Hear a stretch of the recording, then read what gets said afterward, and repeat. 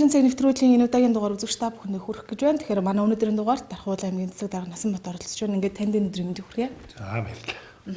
Тэгэхээр ерөнхийдөө 2017 он дуусах шат руугаа явж байна. Тэгэхээр 2017 онд хийгдсэн ямар томоохон бүтээн байгуулалтын ажлууд байгаа вэ?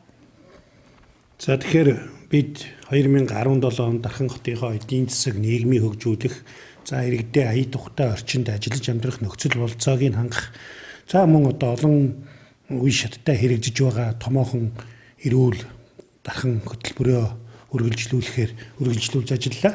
Тэгэхээр 2018 оны одоо томоохон бүтээн байгуулалт гэвэл бид хүүхэд хөгжлийн ордныг Дархан уул аймгийн Дархан сумын 5 дугаагийн нутаг дэвсгэр дээр одоо 800 гаруй сая төгрөгийн хөрөнгө оруулалтаар барьж байгуулж хүүхэд багчуудынхаа сурч хүмүүжих, чөлөө цагаа зөв боловсон өнгөрөх энэ одоо нөхцөл болцоог хангасан нь бол энэ онд хийгдсэн томоохон бүтээн байгуулалтын ажлуудын нэгэ гэж ингэж үзэж байна. Тэгээ би нөө 2015 оноос хойш өсвөрийн сэтгүүлчдэд дугууланд явж байгаа. Ингээд өнөөдөр ингээд хүүхдийн төлөө ордон ингээд байгуулж өгөө тэгээд тэндээ ингээд нөө студид оруулж байгаад их баяртай байна. Тэгээд энэ хүүхдийн ордон барьж өгсөн байгууллагуудаа баярлалаа. Намайг Батайрын монголчин гэдэг. Би 7 настай оюуны ирээдүйн цагт төлбөр сургуульд сурдаг. Энэ өдөр хүүхдүүд биднийг баяртай болгож байгаа хүүхд хөгжлийн ордондоо баяртай наа. Чөлөө цагаа бид нар энд өнгөрөөнө. Ийм гоё ордонтой олсон таа баяртай. Ийм гоё ордон ижигсэн анх ихнэртэй баяр.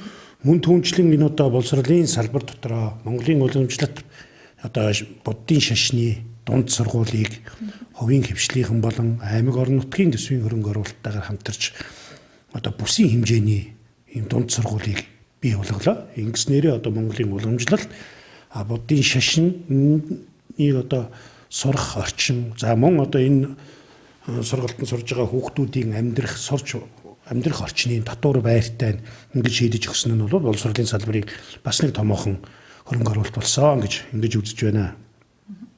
Дээр нь 2017 онд манай хувийн хвшлийнхэн болсон боловсролын салбарт чамгүй хөрөнгө оруулалт хийлээ.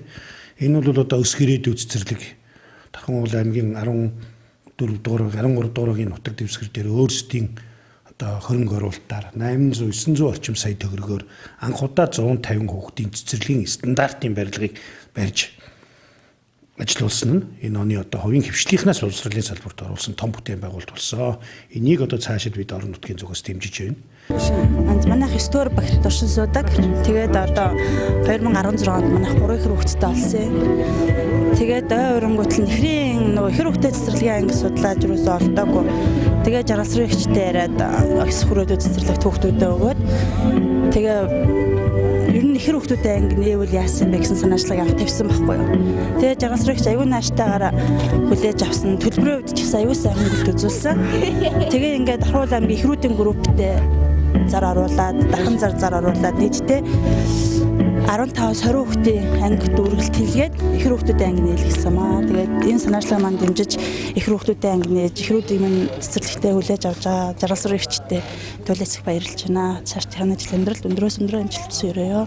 За мөн одоо 2017 онд хувийн хвшлийнхэн дотор сайхан дунд сургууль өөрийн гэсэн хичээлийн шинэ байртай болохоор ингэж одоо ажиллаа тун удахгүй энэ ондоо багтаагаад ажилдаа оруулах гэж байгаа нь мөн одоо эдний хамт олонны томоохон бүтээн байгуулалтын ажил болсон гэж ингэж үзэж байна. За мөн залуус хөгжлийн төвийг бид нар бас байгууллаа. Энэний одоо бүтэц орон тоогийн хөгжил гэрүүл хөгжлийн газрын бүтэц орон тоонд суулгаж, за мөн одоо орон нутгийн төсвийн хөрөнгө оруулалтаараа дотоод засварын ажлыг хийж одоо залуучууд маань чөлөө цагаараа тэнд очдог, мэтгэлцдэг, өрсөлддөг, бүжгэлдэг. За одоо ийм томоохон чөлөө цагаа зөв боловсон өнгөрөх цаашлаад 2018 оны хөрөнгө оруулалтаараа бид нар дотоод тоног төхөөрөмжийг шинжилж шийдэж өгöd ингээд залуус хөгжлийн мань төв Дархан сумын 9 дугаагийн нутаг дэвсгэр дээр ажилд орсон байх юм аа. За мөн одоо 2017 оны замын сангийн хөрөнгө оруулалтаар олон жил одоо яригдсан дэд бүтцийн хүрээнд 7 дугаагийн нутаг дэвсгэр дээрх 7-8 дугаагийн нутаг дэвсгэр дээрх замыг ОДН компанитай хамтарч одоо хатуу хүчилтэй болголоо. Ингэснээрээ тийшээ нийтийн тээврийн үйлчилгээ алслагдсан гэр хороол руу ахмадууд маань амьдарч байгаа энэ гэр хороол руу нийтийн тээврийн үйлчилгээг одоо оруулсан энэ оны томоохон бүтээн байгуулалтын ажлын нэг боллоо гэж ингэж үзэж байна. Боловч машин тэрэг явахад айгүй тийм хүндрэлтэй байдаг гэсэн. Харин энэ зам ааснаар бол сайхан болсон. Маш сайхан зам тавьж өгсөн. 7-8 дугаар багийнхан бол маш их баяртай байгаа энэ болоод. Урд нь энэ замаар явхад айгүй бэрхшээлтэй байсан. Одоо онхол ихтэй айгүй хэцүү байсан. Одоо энэ шин зам тавьснараа эрэгд бид одоо чөлөөтэй зорчиж явдаг. Сайхан бүтээн байгуулалт хийж байгаад одоо их баярлалаа. Энэ чинь манай багийн 7-8 2 дугаар багийн 2 багийн нутаг дэвсгэрийн зааг юм байгаа. Тэгээ энэгээр чи одоо маш их ард түмэн эргэж зорчдог. Аюул бол их хэцүү. Одоо бол ингээд орон нутгийн хөрөнгө оруулалтын энэ сайхан замтай ард түмний аж амьдрал хүмүүсийн сэтгэл бол үнэхээр сайхан байна. Өөдрөг байна. Өшөө цаашаа ихийг хийж бүтээ байхаа гэж бодож байна. Цаашлаад бид нэр гэр хороолууд руу одоо хөгжлийг өргөдөх, гэр хороол руу төрийн үйлчлэгийг хүргэх тал дээр бол ахиц дэвшил гаргахад одоо дид үтсэн очсон байна гэдэг бол сайн талтай. За мөн 7-8 дугааргийн нутаг дэвсгэр дээр олон жил бас л иргэдтэй хийх уулзалтаар яригддаг асуудал бол госгоот эмнэлгийн үйлчилгээг иргэд рүү нойртуулж өгөөч. Ахмадууд бид нэр одоо алс холоос өвөл халдиргаа булгаатай цаг наранд өрхийнхөө эмнэлгийн үйлчлэгийг авах эм тариандаа хүрэхэд одоо нөхцөл болцоо хүнд байгаа учраас энийг шийдэж өгөх ёстой гэсэн саналуудыг удаа тавьж байсан. 2018 онд 17 онд бид нэр госгоотын салбарыг орон нутгийн төсвийн 200 гаруй сая төгрөгөөр одоо байрыг худалдаж авч засварлаж энэ одоо госгоот эмнэлгийн гамбол захиралтай энэ хамт олон салбараа маш өндөр хэмжээнд одоо сайхан өөрсдөө санаачлах гаргаад ингээ иргэдтэй хүргэх үйлчилгээг бол одоо сайжруулсан эрүүл мэндийн салбарт хийсэн нэг томоохон ажил боллоо.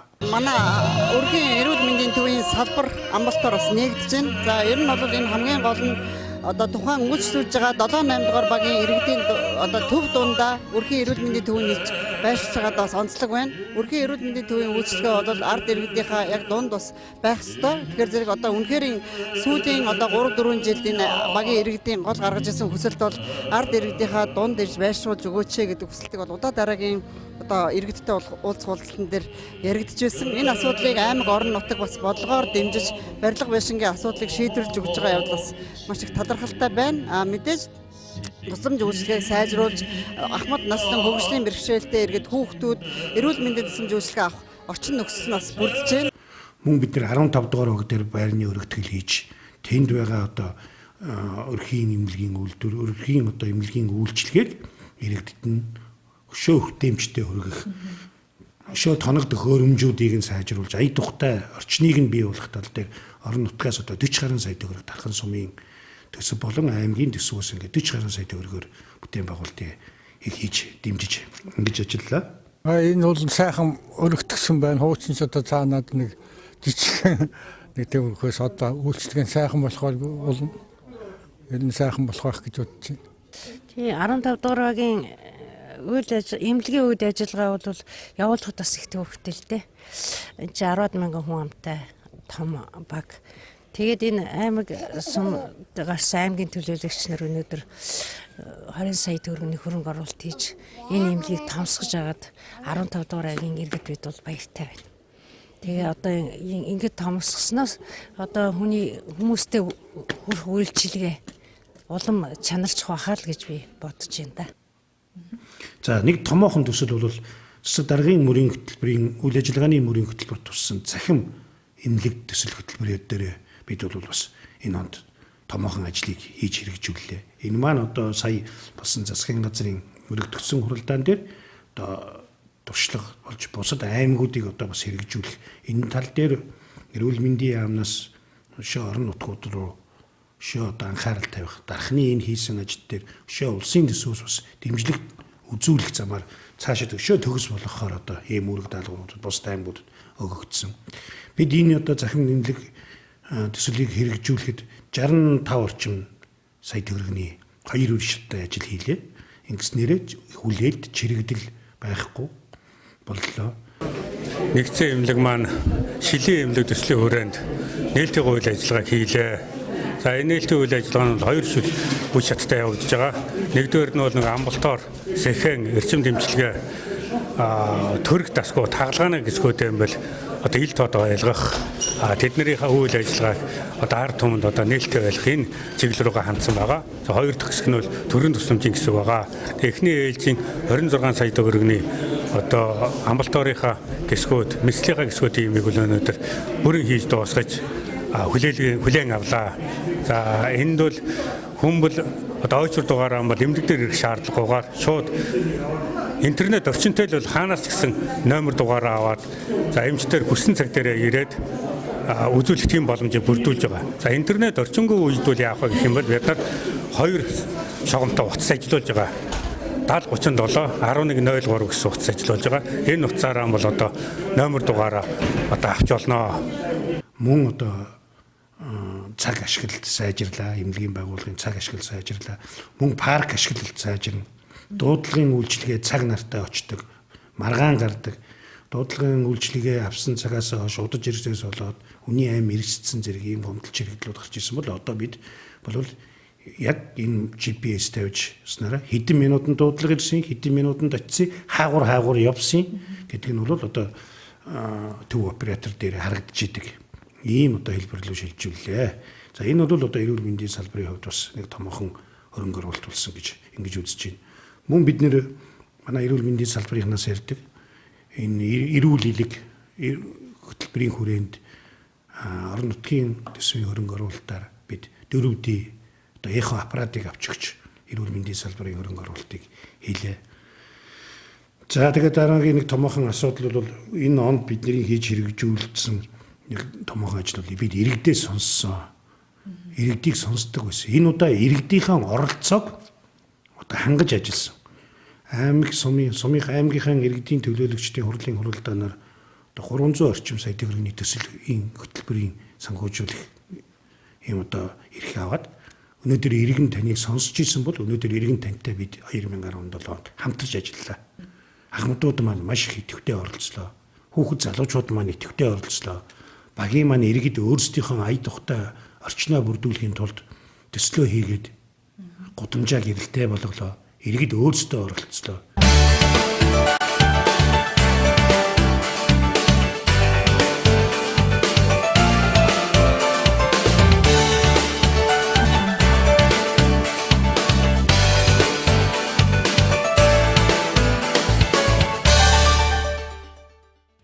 Тэгэхээр 2018 онд Дархан аймгийн хэмжээнд бас ямар томоохон бүтээн байгуулалтын ажлыг хийхээр төлөвлөсөн бэ? За нэгдүгээр улсын төсвийн хөрөнгө оруулалтын асуудал олон жил яригдж байгаа энэ спортын цогцлбор маань 4.7 тэрбум төгрөг энэ онд санхүүжсэн. За энэ бол 18 онд ингээ барилгын ажил нь дуусах ёстой. Орон нутгийн зүгээс маш анхаарлаа тавьж ажил нь 3 өдөр одоо манай ажлын хэсэг уулзаж орон нутгаас бүр энэ ажлыг дээр хяналт тавих тусгай комисс гаргаж энэ ажлын төлөвлөгөөг нь баталж ингэж одоо ажиллахаар боллоо. За багийн төвүүдийн байрыг барьж өгье. Олон жил одоо багууд маань орон сууцны доор орон сууцны байрны нэг давхарт үйл ажиллагаагаа явуулж исэн бол энэ онд 15 дугаар баг дээр бол багийн хөгжлийн төвийг барьж өгч өөрийн гэсэн байртай савтай болгож их асуудлуудыг тавилаа. За иргэдийн маань олон жил яригдаад бид ч бас үе шаттай хийж хэрэгжүүлж ясаа ажил болох энэ дээврийн засварын асуудал, мөн түүнчлэн инженерийн шугам сүлжээний асуудлуудыг шийдвэрлэхээр 500 орчим сая төгрөг улсын төсвөөр тавьж энэ ажлыг нь одоо гүйцэтгэн биелэн судалгаа хийсэн зурагтай байгаа. Жишээлбэл 27 дугаар байр гэх мэтлэн хаана ямар шугамуд сольсон одоо үлдсэн юу вэ гэдгийг бид нар бол мэдэж байгаа. За дараагийн нэг томоохон асуудал бол энэ 8 дугаар багийн нутаг дэвсгэр 1 дугаар багийн нутаг дэвсгэр болсон нүхэн гарц. Цэсний асуудлыг бол гүйцэтгэн. Энэ онд буюу 18 онд бол 1.5 тэрбум төгрөг тавигдсан. За энийг одоо барилгын төмөр замын барилгын байгууллага төмөр замтай хамтарч ямар ч байсан энэ одоо нүхэн гарцыг хийсэн тохиолдолд авт замын ачаалал өгөөд явган хүний гарц гарам ижүүн шийдэгдээд ингээд явнаа гэж. За бид бас 2017 онд зориг төсвийг хийж гүйцэтгсэн бэлэн болгосон газрын олгосныг том асуудал Дархан аймагт 50 хүүхдийн ортой төр хэмнэлгийг энэ онд ажлыг эхлүүлнэ.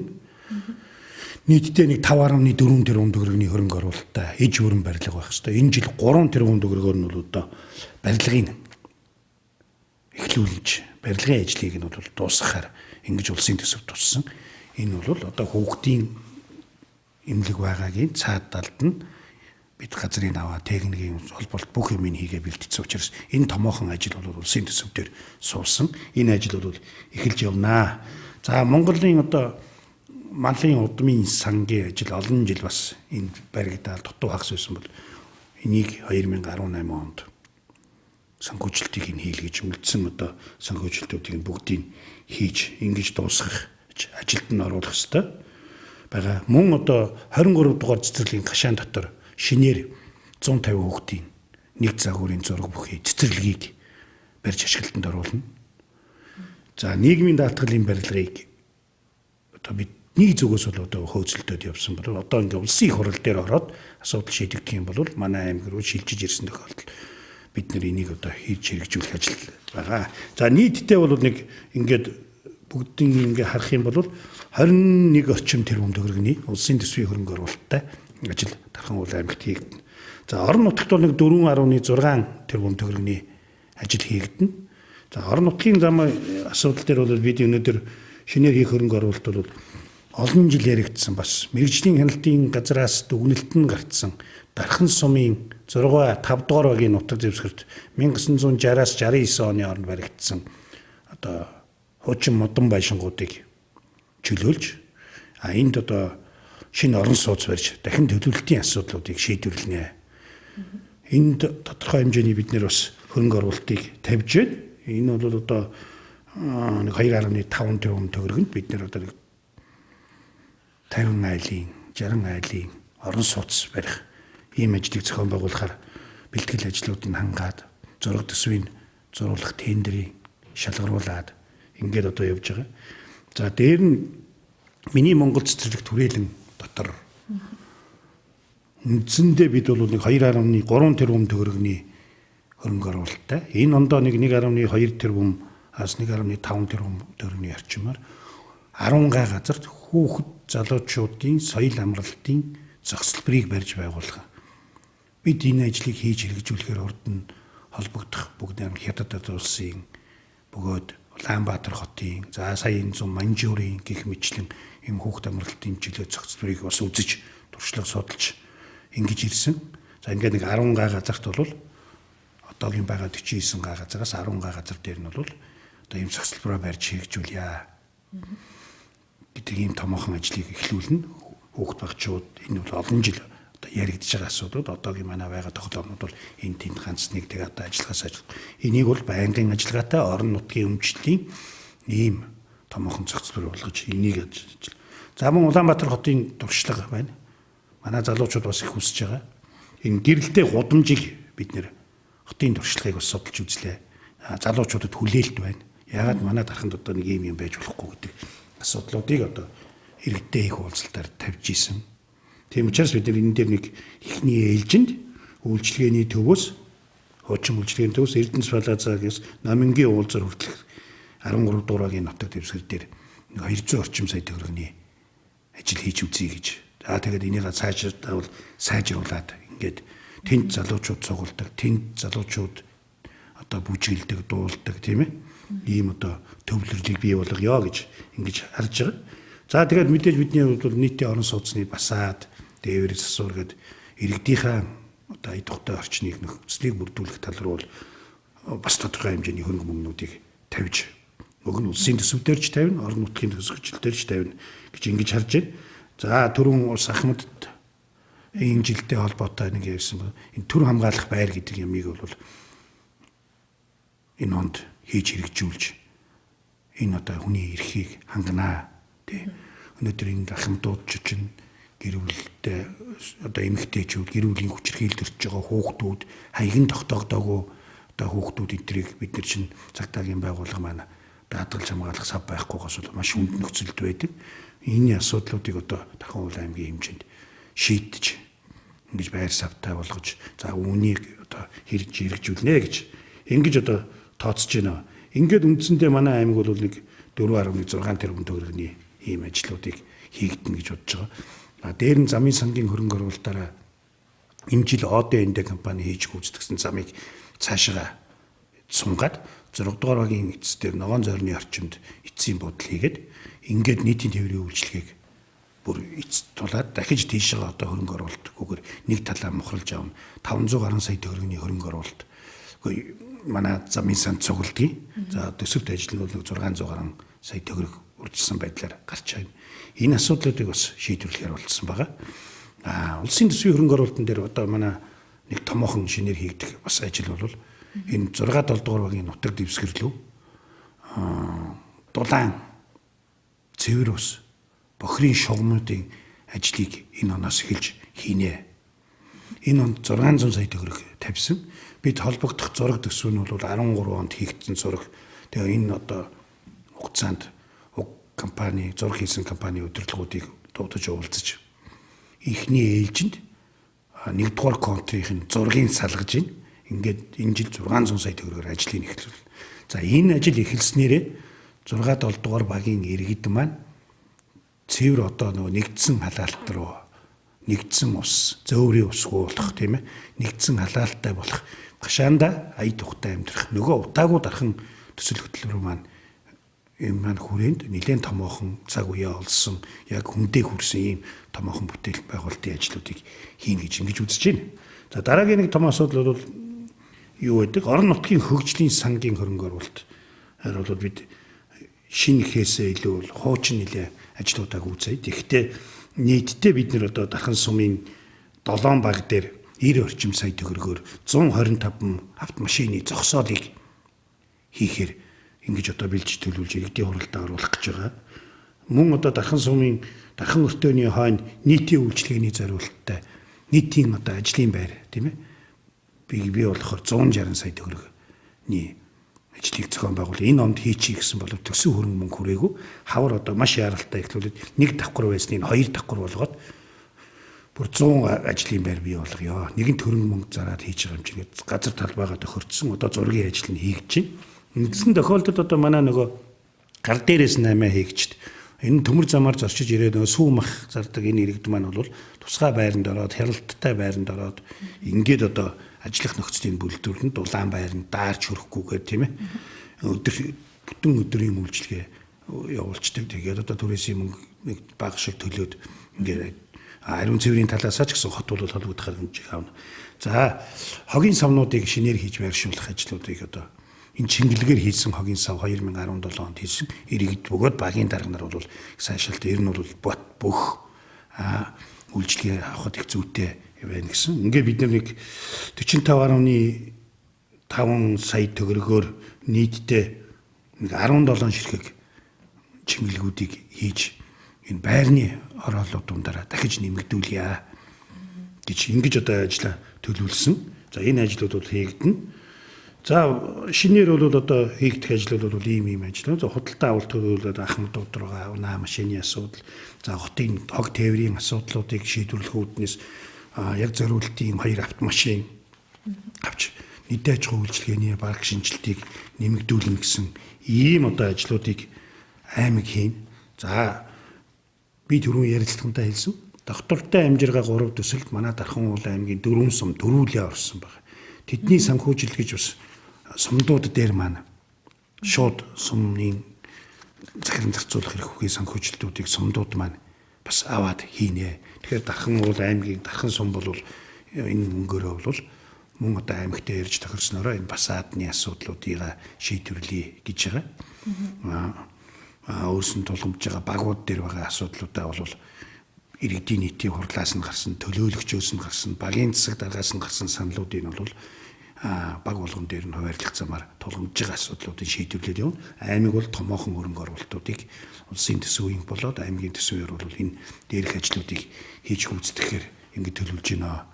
Одоо жишээлбэл тэр 6 дугаар багийн 60 дахин төлөвлөлтөд 2.5 тэрбум төгрөг ийм одоо бүтээн байгуулалт. За тэгээ паркт 1.2 ихтэл 3.7 тэрбум төгрөг нь зөвхөн энэ хоёр бүтээн байгуулалт руу орно. Тэгээ замын сангийнхаа ийм маягаар одоо бид нэр ажиллаа төлөвлөөд бэлтгэл ажлаа хангаж байна. За мэдээж энийг бол ингээд төлөвлөн батлуулна, дараагаар нь зураг төсвөө хийн. За тэгээ худалдаа авах ажиллагаа зарлана. Ингээ 2017 8 оны 4 сарын 1 гэхэд бол бид одоо тендерээ шалгаруулсан ажлуудаа хэрвээ ямар нэгэн маргаан байхгүй бол эхний одоо худалдан авалтын ажлуудаас эхэлнэ. За цаг агаарын нөхцөл байдлаас шалтгаалаад газар шорооны ажлууд бол үндсэндээ 5 сар 6 сараас эхэлдэг. Гэхдээ наан бид нар бол одоо энэ хэрэгжүүлэх төсөл хөтөлбөр юм жижиг ажлуудаа бол онгараад ингээд холбогдох хуулийн хийгээ явчихна гэсэн ийм бодолтой ажлаа төлөвлөлөө явж байна. За баярлалаа. Хүм үзэгчтэй Тамийн газрын цаг нэвтрүүлгийн энэ удаагийн дугаар энэ төрөд өндөрлөж байна. Тэгэхээр манай өнөөдрийн дугаарт Сархуул аймгийн засаг дарга Насанбат оролцлоо. Дараагийн дугаар хүртэл түр баяртай.